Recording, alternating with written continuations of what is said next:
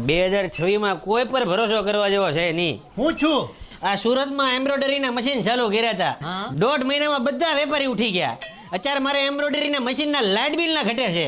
ન હોય જો હું મારે તારી જેવું જ છું.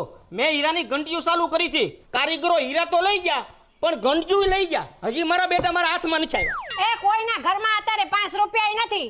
આ બાયુ બજારમાં જાય છે ને બિચાર્યું તે 4 રૂપિયાના બટાકા લાવશે, 2-3 રૂપિયાના કાંદા લાવશે અને એમ કરી અને ઘરમાં શાકભાજી બનાવે છે ને ઘર હકવે છે બાયુ. આ હું તો બજારમાં જાઉં છું ને તે હંધુઈ નજરે જોયું છે ને એટલે મને હંધી ખબર છે ભાઈ. બા 100 રૂપિયા આપો ને બા. એટલે એ અહીંયા ઝેર ખાવા પૈસા નથી. તું ક્યાં 100 રૂપિયા માંગ સમજા ઘરમાં સાનવાનું. બધા દુખી જ છે પણ સુખી થવાના નાટક કરે, બાકી કોઈના ઘરમાં કાંઈ નથી.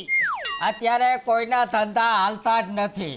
માલ હે તો મોહબ્બત હે, પણ આપણી પાસે માલ જ નથી તો મોહબ્બતને ક્યાં નાખવી? અરે છોડ દે એ બધું. તારી પડખે કોઈ હારો ધંધો હોય તો કે નહીં યાર. ધંધો તો છે.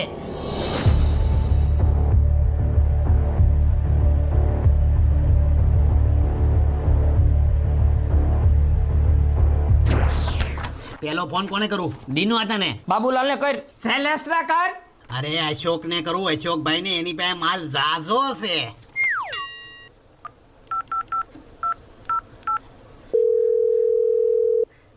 હાલો અશોકભાઈ, તમે જલ્દી ઘરે આવો. તમારા ભાભી બહુ જીવશે ને એવું મને લાગે છે.